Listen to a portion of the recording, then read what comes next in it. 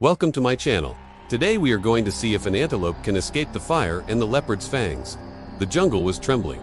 Smoke rolled low across the ground, carrying the bitter scent of burning leaves. In the distance, orange flames crackled and hissed, swallowing trees in a hungry wave. Every creature was fleeing, wings beating, hooves pounding, claws scraping the earth.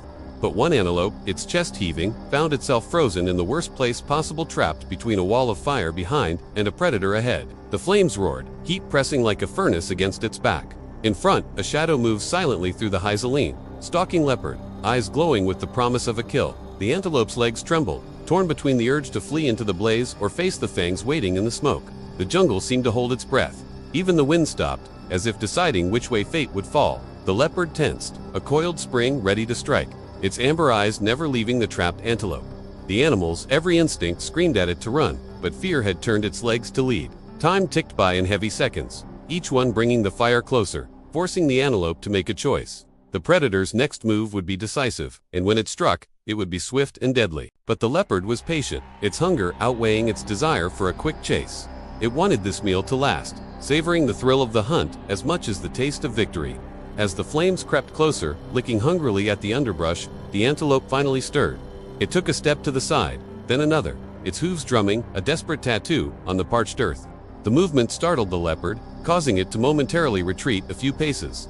It watched, surprise flickering in its eyes as the antelope broke through the initial wall of fire and emerged on the other side, singed but unharmed. Yet the respite was short-lived. The blaze behind it roared hungrier than before. Driven by winds, the antelope couldn't hear through the smoke and the din of its own pounding heart. Turning, it saw another wall of flame barring its path. But beyond it, a sliver of sky peeked through the smoke, hinting at open ground and perhaps, just perhaps, a chance to escape the inferno.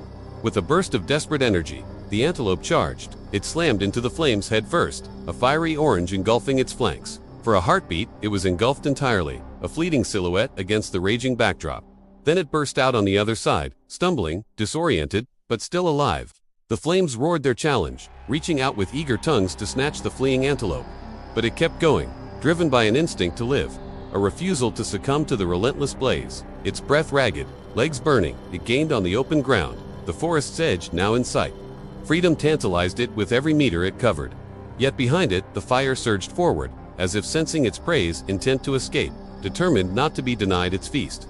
Trees ignited in a fiery wave, crashing to the ground as if in a salute to the consuming blaze. And there, emerging from the smoke-filled sky, the leopard reappeared. It had chosen not to follow the antelope into the heart of the fire, but now it was back, its lithe form a dark phantom against the burning trees. With a final surge of speed, the antelope cleared the forest's edge and stumbled onto the riverbank. It didn't stop though. There was no time for rest. It plunged into the water without hesitation. The icy shock of the river jolted through its body as it swam frantically toward the opposite bank. The leopard, wary of the water, hesitated at the river's edge, watching intently. The antelope struggled to the shore, collapsing on the muddy bank, its body trembling with exhaustion and pain. From a distance, the burning forest seemed to watch, the flames reflecting in the river like a macabre mirror. The antelope lay there, its breath shallow, its skin burned and blistered.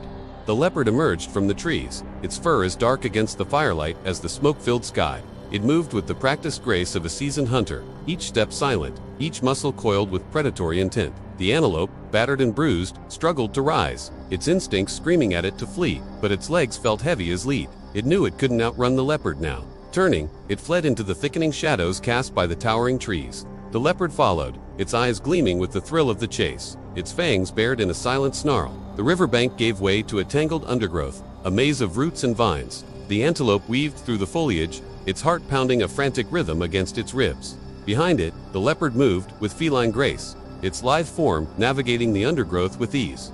As the darkness deepened, the sounds of the forest came alive. Insects hummed, tree frogs croaked, and the distant roar of the fire continued unabated.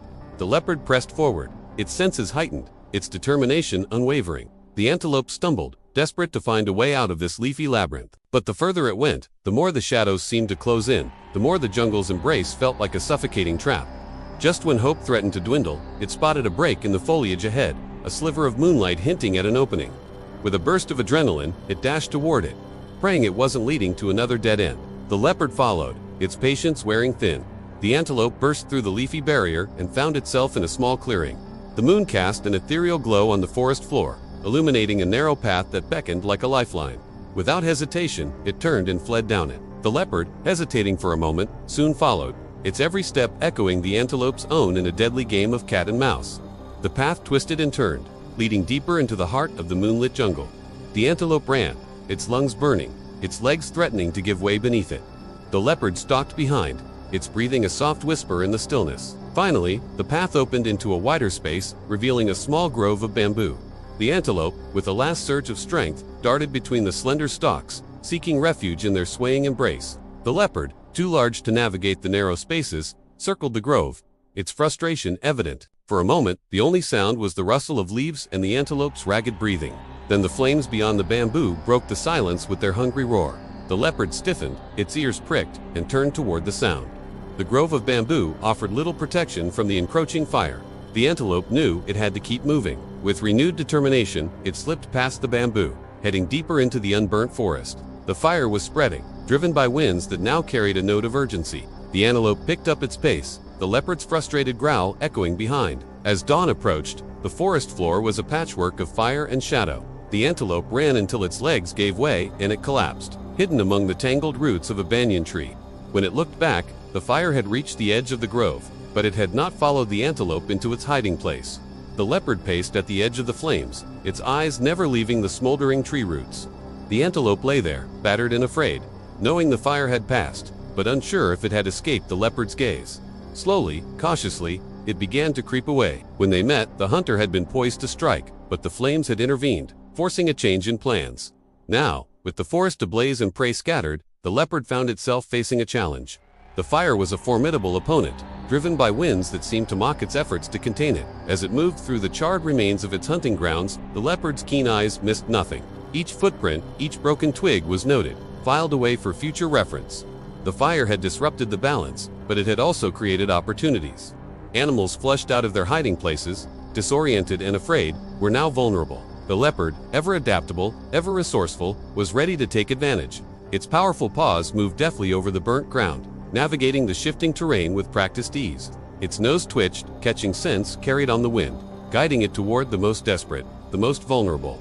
In the days that followed, the leopard hunted, surviving on the bounty that the fire had provided. Yet even as it thrived, a part of it remained fixed on the flames, watching, waiting, aware that the fire was as much a force to be respected as any other inhabitant of the jungle. For in this world of constant flux, where death and rebirth played out on a daily basis, the leopard knew that the fire, like itself, was a creature of instinct, driven by forces beyond its own control.